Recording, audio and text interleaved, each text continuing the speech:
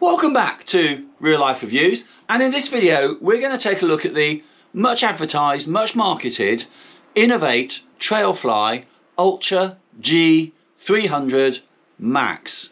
Wow, it's a mouthful of a shoe to start with. Before we even get into it, there's a lot going on here.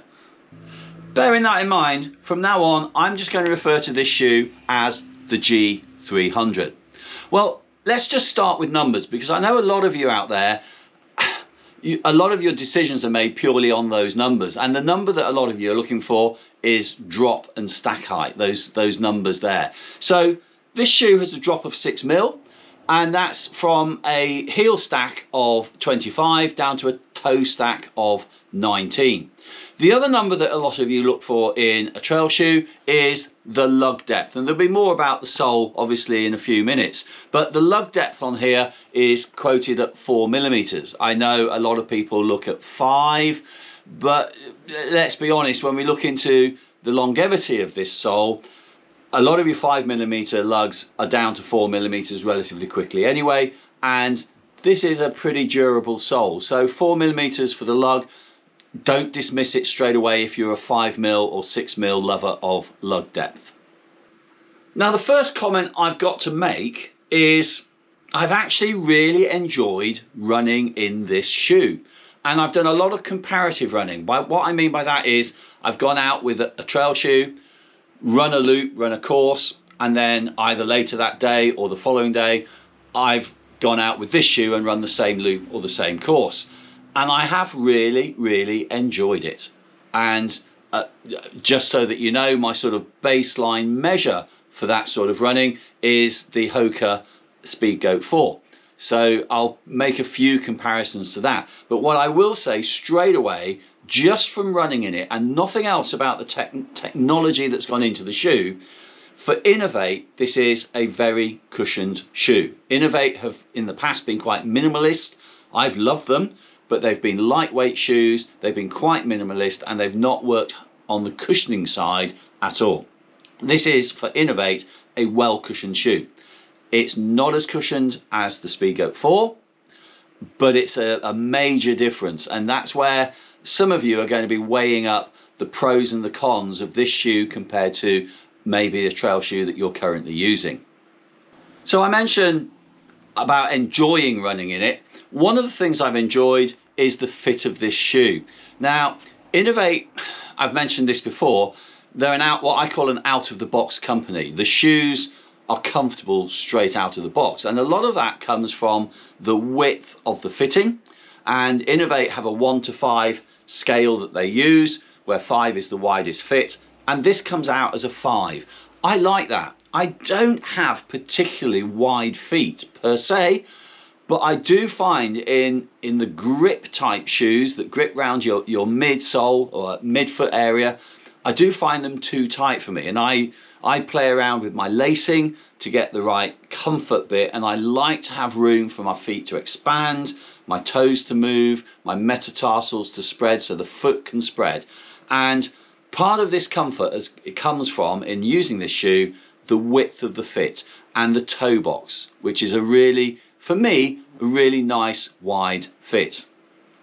A little allied to the comfort, let's just move on to the nitty-gritty of this shoe, and that is Inov8's use of graphene. So unlike a number of companies who have moved down the carbon plate route, Inov8 for the last few years have been, if I say playing around, I don't mean that detrimentally, they've been introducing graphene into the soles and here into the midsole of their shoes. Graphene, 200 times stronger than steel, but in this guise it's flexible as well. So it's what Inov8 will term their G-Fly. Is there on the midsole for use lest you forget, and I've been really impressed with this. It's cushioned but at the same time responsive, and my first thought would be that this would be a really stiff sole, but the reality is it bends quite well but also has a good release. So you've got responsiveness as well as flexibility, and that's what Inov8 are aiming for. They're aiming for that combination. Now what you've got to decide as an individual is how that fits with you. What I can say is, and I've got other videos, I've got the Nike Alpha Fly Next Percent, that sort of shoe. It's not the same, but it is giving you a combination of cushion and responsiveness. And I've been really impressed with that so far. Inov8 tell us that using this G-Fly foam gives a 25% better energy return. Now, I'm presuming they're measuring that against their previous midsoles. They don't actually say against something, they just push out the numbers of 25% better energy return. What I can say is, from wearing older Inov8s and wearing this one, there is definitely an increased energy return there. So I would go along with that, 25% increased over previous returns from other midsoles. Whilst we're in that sort of area of the shoe, above the midsole, we have what I found to be a really nice breathable upper, and we've got a well protected toe box, which as a trail runner I think you'll be pleased with. Whether it's roots, stones, rocks, we all have that slightly tired moment where we lose concentration a bit and stub the toe, and there is decent protection for what is a relatively light shoe. Relatively light shoe, it's called the G300 Max, 300 referring to weight. Well, this is an 8.5 European, 8.5 UK, 42.5 European, and I've got this measured at 334 grams. So the 300 is on a slightly smaller size, and I know someone else running with a size 10.5 UK, and they've measured it, they've told me it's in the 360s. So this is 334 for a UK 8.5, European 42.5. Sizing wise, that's a really good size. All my running shoes are 8 to 8.5. I tend to go to the 8.5 when I want a little bit more distance from the shoe, and I'm potentially going to be getting more swelling in the foot, and I just want that little bit increase of space there. Back to the soles then, the midsole and the outsole. Inov8 refer to their midsole as, or they use the term adapter flex, where the sole itself, they say, adapts and reacts to any terrain. This to me tends to come in the form of this groove here, to a large degree in the outer sole, which is where the shoe flexes from. I've got to say, I felt it might be a little bit too far back, and I would want the flexing to be happening a little bit nearer the balls of my feet so I could get my push off better. But actually I found it to work really well. So I've got no complaints there, and I'm actually pretty impressed with it, if I'm honest. So, graphene in the midsole, graphene in the outsole. And this outsole is pretty tough. By tough, what I mean is long life. And if you can get a bit of a closer look at the sole, you might well see that in the top of each lug are tiny little further, almost triangular dimples. Now, these shoes have now done over 80 miles, 84 miles, and they're still all there. This is a really pretty tough shoe, and it will cope comfortably with road sections. You're not going to do a road 5k PB. It's not a shoe designed for that. But what it will do is it will cope with massively mixed terrain where you've got tarmac paths, tracks and roads breaking up your run intermittently. So it is a sole that will cope with road sections, and it runs pretty well on those hard surfaces.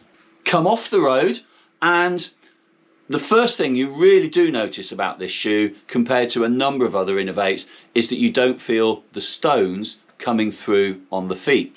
And part of that is the strength of the outsole between the lugs. So on the forefoot here, and also back in the midfoot and in the heel, that when you get that awkward sized stone that hits in there, and you sometimes get that horrible sharp feel in the base of your foot, this is strong, and you don't get that. Yet it is still a soft underfoot shoe. You've got that cushioning. So the combination of the G-Fly midsole and the graphene enhanced outsole gives you that sort of barrier to stop the feel of the stones, but still gives you that cushioniness. So, or cushioning, making words up there.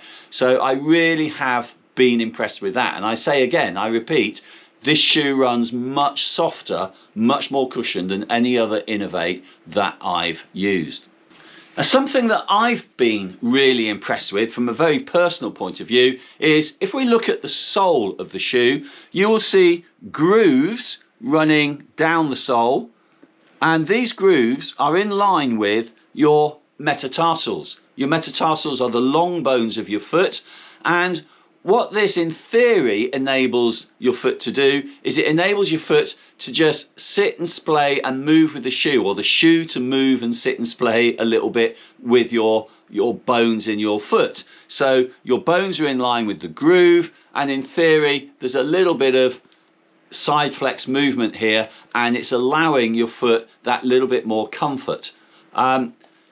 Is it working? I think it is working, actually. Well done, Inov8. I really, really like that. And certainly for my foot on this size of shoe, it does appear to fit well. Where does this really come into its own? The longer distance trail run on hard, stony ground. That's my opinion. It's a personal opinion. Inov8 aren't paying me to do this. This is a shoe that if I look out the window and it's been baking hot and hard and I'm going on a reasonably stony run, this is the shoe I'm going to go for. It might be the shoe if you want to do an ultra on some of the alpine courses where you've got a lot of rocky work there. This shoe is going to give you the cushioning, and it's going to give you the protection against stones. So that's where I think this shoe sits. Is there a downside to the shoe? If there is one small one, it's the actual grip from this sole. I personally prefer a Vibram sole or similar soles to that in the wet. So the grip in the dry is fine. In the wet, and particularly on smooth rock, I've slipped a bit on this shoe where I would hope not to slip. So have I got one tiny downer about this shoe? And it is a tiny downer. Yeah, it's on the grip of that sole. So got to throw that in there. Got to be honest, a beautiful shoe, just one tiny little niggle there at the end. There we are. The Inov8 Trailfly Ultra G300 Max. Said it at the beginning, it's got the full name at the end. If you're looking for a shoe that's got that responsiveness, it's got that longevity, it's got that cushioning, this just might be the shoe for you. And if you've enjoyed this video, please give it a like, give it a thumbs up, and please do share with your friends. If you'd like to buy this shoe, well, in the description down below is a link to Wiggle, and if you use that link, then we at Real Life Reviews just get a tiny proportion of what you spend. You don't spend any more, but you can get some really good deals. So please think about using that link. If you want to see some of our other reviews, well, up there we've got the Nike Alphafly Next Percent, and up there we've got Hoka Owner's Speedgoat 4. If you haven't yet subscribed, well, click on the round picture down there, or you might like to visit our website with other affiliate links, which is just down there. So thank you again for watching, and hopefully enjoy your running, and we'll see you again soon.